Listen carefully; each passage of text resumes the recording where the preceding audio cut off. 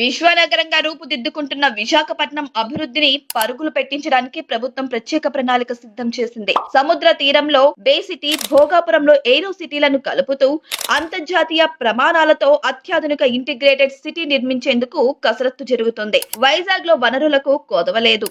అందుబాటులో ఉన్న వనరులను ఉపయోగించుకొని పర్యాటక ప్రదేశాలు, వాణిజ్య ప్రాంతాలను అనుసంధానిస్తూ మౌలిక సదుపాయాలను అభివృద్ధి చేయడానికి ప్లాన్ రెడీ అవుతుంది. మల్టీపర్పస్ సర్వీస్ పార్కులు, రెసిడెన్షియల్ ఏరియాలు, retail, commercial and entertainment hub వంటి ప్రాంతాలతో విశాఖను ఇంటిగ్రేటెడ్ సిటీగా డెవలప్ చేయాలని నిర్ణయించారు. విశాఖపట్నం పోర్ట్, భోగాపురం ఎయిర్పోర్ట్ల మధ్య విశాఖ ఎకనామిక్ రీజియన్ ప్రాజెక్టులో భాగంగా చేపట్టే వివిధ అభివృద్ధి పనులపై సీఎం చంద్రబాబు అధికారులతో చర్చించారు. ముందుగా తీర ప్రాంతాన్ని తీర్చిదిద్దే బే సిటీ ప్రాజెక్టుని పూర్తి చేసి తర్వాత ఇంటిగ్రేటెడ్ సిటీగా అప్గ్రేడ్ చేస్తారు. డేటా సెంటర్లు, ఐటీ కంపెనీలకు కేర్ ఆఫ్ అడ్రస్ గా మారుతున్న విశాఖలో లగ్జరీ నివాస గృహాలకు డిమాండ్ పెరుగుతుంది. ఇందుకోసం 5,000 నుంచి 7,000 వరకు విల్లాలు, అపార్ట్మెంట్లు నిర్మిస్తారు. ఇవి కాకుండా నగరానికి వచ్చే బిజినెస్ ఎగ్జిక్యూటివ్స్, టూరిస్టుల సంఖ్య పెరిగే అవకాశం ఉండడంతో 2,500 హోటల్ గదులు, 70కి పైగా రెస్టారెంట్లు, 100 వరకు బీచ్ హట్స్, టూరిస్ట్ రిసార్ట్ల ఏర్పాటుకు ప్లాన్ చేస్తున్నారు.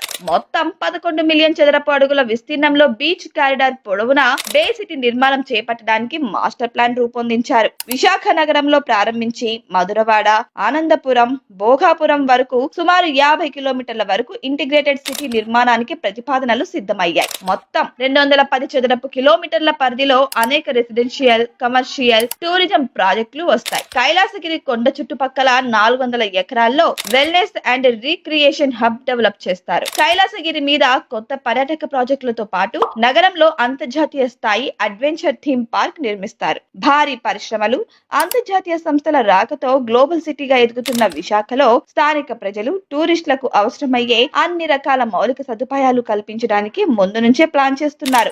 భవిష్యత్ అవసరాలు తీరాలంటే ఇప్పటి నుంచే ప్లాన్ చేసుకుని పనులు ప్రారంభించాలి. ఫ్యూచర్ రిక్వైర్మెంట్స్ ని ముందే గుర్తించి పనిచేయడం వల్లే ముఖ్యమంత్రి చంద్రబాబు విజనరీ లీడర్ అని అనిపించుకుంటున్నారు. చంద్రబాబు విజనరీ పాలనలో విశాఖపట్నం నగరం త్వరలోనే గ్లోబల్ సిటీగా అవతరించనుంది.